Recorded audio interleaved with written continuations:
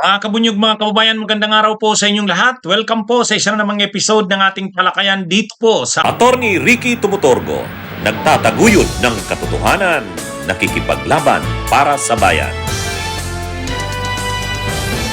may ethics complaint na pa-file dito kay Suntay. Itong bastos na si Bong Suntay, kongresista ng 4th District ng Quezon City, sasampahan na ng reklamo sa Ethics Committee ng House of Representatives. Ito ang pinahayag ni Congresswoman o Representative Sara Ilago ng Gabriela Women's Party List. O yan, ang Gabriela pa naman, talagang hindi talaga palalampasin yan. Ayon kay Representative Sara Ilago, pinag-uusapan na ang pagpa-file ng formal complaint. Ayon dito, ethics complaint versus Representative Suntay. Gabriela Party List Representative Sara Ilago is considering filing an ethics complaint against Quezon City 4th District Representative Bong Suntay over his remarks about actress Ann Cortez. Ilago said their group is reviewing possible actions following Suntay's comments. O yan mga kabunyog. Pero may mas bago pa dyan. May mas bago pa dyan na development, mga kabunyog. Ito, update. The controversial nag-init remarks of Quezon City Representative Bong Suntay on actress Ann Cortez was referred to the Ethics and Privileges Committee on Wednesday, March 4. San Juan Representative Bel Zamora sought a thorough assessment of Sunday's statements and required him to appear at the committee hearing. So yan Kaya na ito mga kabunyog, mga kababayan, talagang seryoso na. Pag-uusapan na sa Ethics Committee kung ano ang dapat gawin dito kay Bong Suntay. Hanggang kasi ngayon, hindi niya inaamin na mali yung kanyang ginawa . Ang sabi niya, sorry daw kay Ann Cortez, pero hindi naman daw malisyoso ang intention niya doon. Analogy lang naman daw yun. Ibig sabihin, nagsusori ka tapos marami ka pang mga dapat pag nagsorry ka, walang kundi-kondisyon. Sabi niya, sorry, pero hindi niya raw tatanggapin na mali yung kanyang ginawa. Nakakita ka ba ng ganun? Kasi sabi niya raw, analogy lang naman yun. Gaya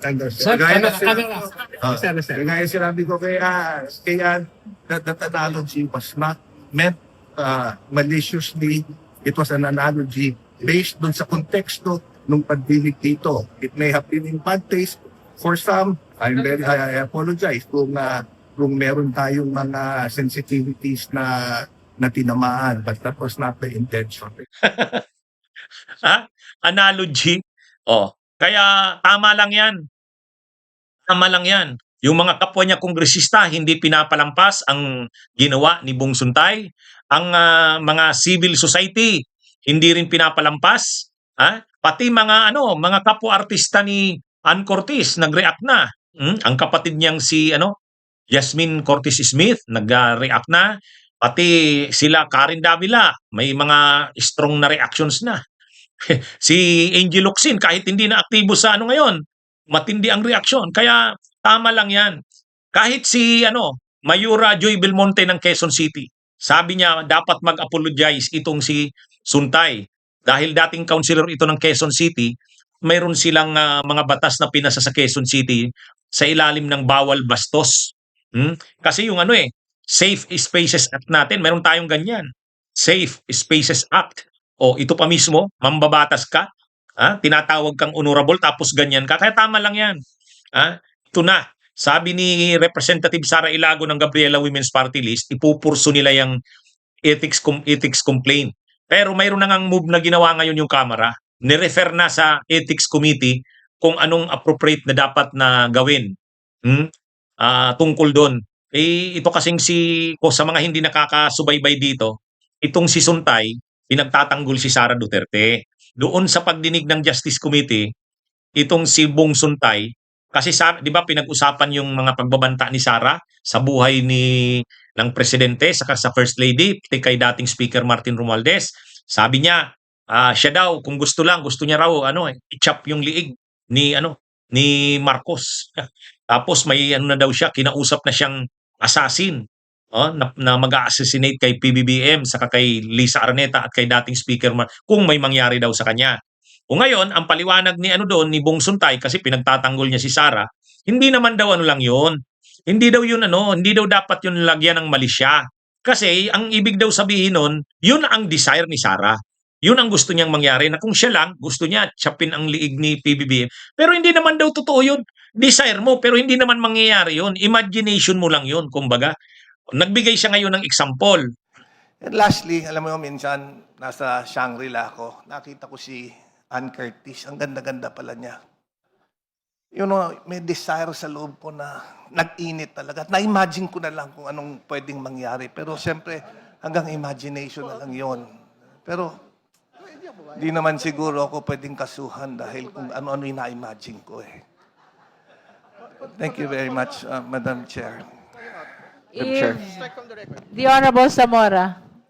Madam Chair, I would like to have those statements stricken from the record. Madam Chair, there is Happy nothing Women's Month, Madam Chair. sexual dun sa sinabi ko. Nothing immoral.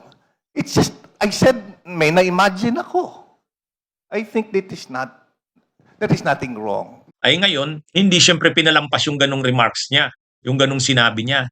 Kasi nabastos ang kababaihan doon sa kanyang ano. Ano pa naman yun? Public hearing. Ha? Ang usapan tungkol sa impeachment ni Sara, dadalhin mo sa ganun. Kaya talagang hindi pinalampas ng mga lalo na ng mga netizens yung ginawa ni Bong Suntay. So ngayon, hindi rin pinalampas ng mga kasamahan niya sa Kamara. Sasampahan na siya ng kaso sa Ethics Committee. Actually, may action na nga ginawa, renefer na sa Ethics Committee. Kaya ano na ito? Tama lang yan. Tama lang yan. Kaya lang, hindi pa rin sumusuko itong si Suntay. Hindi naman daw malicious yung statement niya. Analogy lang naman daw yun. Bakit siya pinag-iinitan? Analogy ng analogy mo. Ha? Kaya magsusuri siya kay Ann Curtis tapos sabay sabing hindi naman malicious yung intention niya, analogy daw yun. Kaya ano to eh. Anyway, ano yan, tama lang yan. Tama lang yan na talagang grabe ang ano ngayon, reaksyon sa kanya.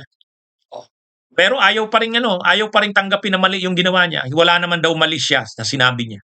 Kaya bagamat ano daw siya, kung na-offend man daw si Ann Curtis, sorry, pero hindi daw siya mag-apologize na mali yung kanyang ginawa.